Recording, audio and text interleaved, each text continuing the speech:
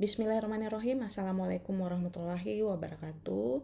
Rabbi srohli sadari wa yassirli amri wahlul 'uqdatam min lisani yafqahu qawli.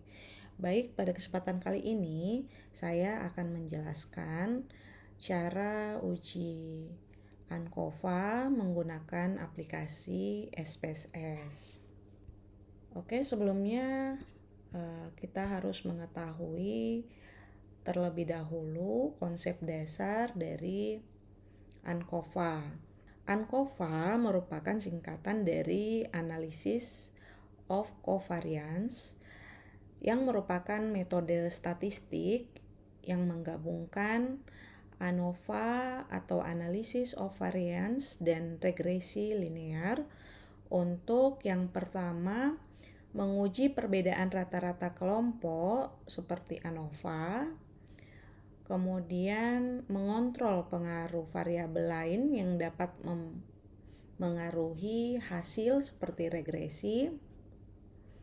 Dengan kata lain, ANCOVA ini untuk menguji perbedaan rata-rata antar kelompok setelah memperhitungkan pengaruh variabel kovariat atau kontrol. Adapun variabel yang digunakan dalam uji ANCOVA ini, yang pertama adalah variabel independen atau variabel bebas. Kemudian yang kedua variabel dependen atau variabel terikat. Dan yang ketiga adalah variabel kontrol atau kovariat. Kemudian skala yang digunakan, yang pertama ada data kuantitatif yang terdiri dari variabel dependen dan variabel kontrol. Dan yang kedua adalah data kualitatif terdiri dari variabel independen. Selanjutnya, adapun kriteria pengujian. Yang pertama, jika nilai signifikansi lebih kecil dari 0,05, maka bisa diartikan bahwa ada perbedaan atau pengaruh secara signifikan. Yang kedua, jika nilai signifikansi lebih besar dari 0,05, maka bisa diartikan bahwa tidak ada perbedaan atau tidak ada pengaruh secara signifikan. Baik, selanjutnya kita beralih ke contoh kasus. Contoh kasusnya yaitu seorang guru atau peneliti ingin mengetahui apakah jenis metode pembelajaran yang berbeda berpengaruh terhadap hasil tes kebugaran jasmani siswa. Namun, ia menyadari bahwa indeks massa tubuh atau IMT siswa juga dapat memengaruhi hasil tes kebugaran. Oleh karena itu, ia ingin mengontrol pengaruh IMT saat menganalisis data. Di sini variabel yang digunakan dari contoh kasus tersebut, yang pertama variabel independen atau variabel bebasnya, yakni jenis dari metode pembelajaran. Jenis metode pembelajaran tersebut terdiri dari 3, yakni metode tradisional dengan diberikan kode 1, kemudian yang kedua metode bermain diberi kode 2, kemudian yang ketiga metode berbasis teknologi atau dalam bentuk video latihan interaktif diberi dengan kode 3. Kemudian variabel yang kedua adalah variabel dependen atau variabel terikat, di mana variabel dependen ini terdiri dari skor tes kebugaran jasmani, misalnya diukur dari lari 12 menit. Kemudian yang ketiga ada variabel kontrol atau kovariat yang terdiri dari indeks massa tubuh atau disingkat dengan IMT. Kemudian selanjutnya dari contoh kasus tersebut, adapun tujuannya yakni yang pertama, apakah ada pengaruh secara signifikan antara IMT dengan kebugaran jasmani. Kemudian yang kedua, apakah ada perbedaan kebugaran jasmani secara signifikan berdasarkan jenis metode pembelajaran dengan mengontrol IMT. Baik, selanjutnya untuk datanya ada pada Microsoft Excel. Pertama-tama, langkah selanjutnya yang akan kita lakukan adalah membuka aplikasi SPSS ya. Kita close saja. Data yang ada di Excel ya, ini yang dari data sebelumnya yang ada di sebelah kiri ini disederhanakan ya. Dari metode pembelajarannya ini kita berikan kode ya dari variabel yang sebelumnya kita telah tentukan tadi. Jadi kita pemberian kode bahwa kode tradisional untuk metode pembelajarannya itu di kode 1. Dan untuk metode pembelajaran bermain itu kodenya 2. Dan untuk metode pembelajaran berbasis teknologi itu kodenya di 3. Selanjutnya data ini kita akan copy atau pindahkan ke dalam aplikasi SPSS. Kita Ctrl C tadi ya, lalu Ctrl V. Nah, selanjutnya kita ke variabel view. Nah, di sini untuk name-nya yang pertama tadi ada IMT ya.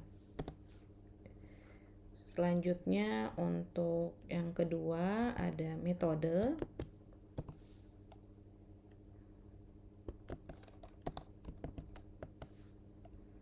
Nah, untuk desimalnya di sini kita angkanya 0 ya di sini.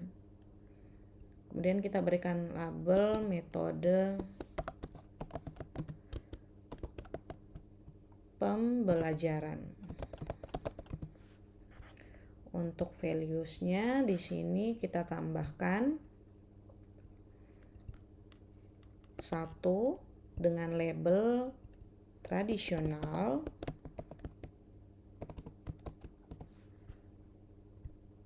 Value 2 kita berikan label bermain. Value 3 kita berikan label teknologi. Lalu klik OK. Untuk name yang ketiga di sini untuk variabelnya kita ganti menjadi kebugaran.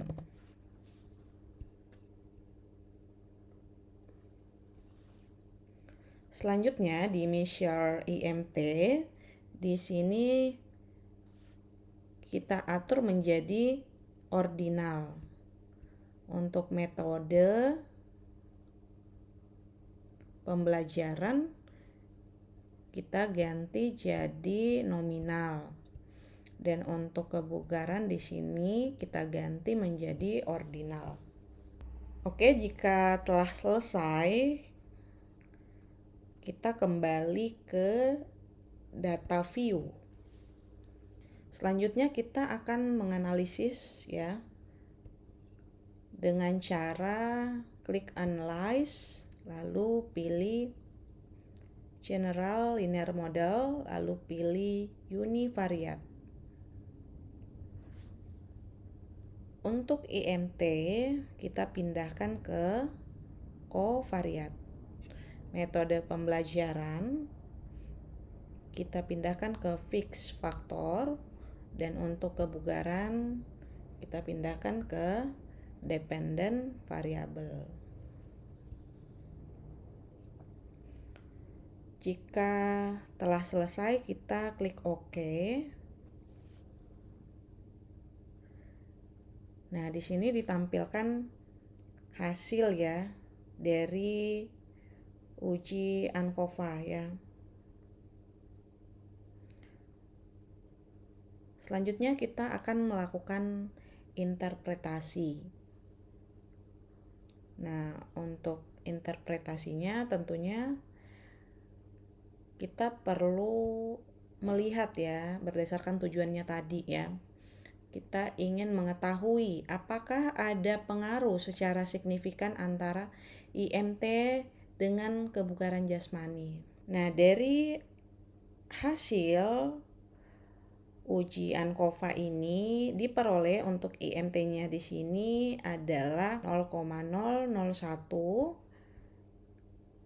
Ini kita bandingkan dengan kriteria pengujian. Jika nilai signifikan lebih kecil dari 0,05, maka bisa diartikan bahwa ada perbedaan atau pengaruh secara signifikan. Berdasarkan nilai sebelumnya pada hasil untuk IMT di sini, untuk nilai signifikannya adalah 0,001 ya.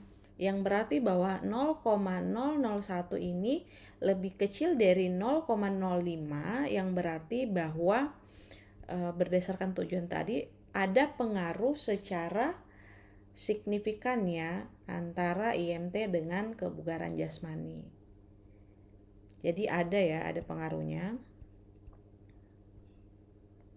Karena nilai signifikansinya itu lebih kecil dari 0,05.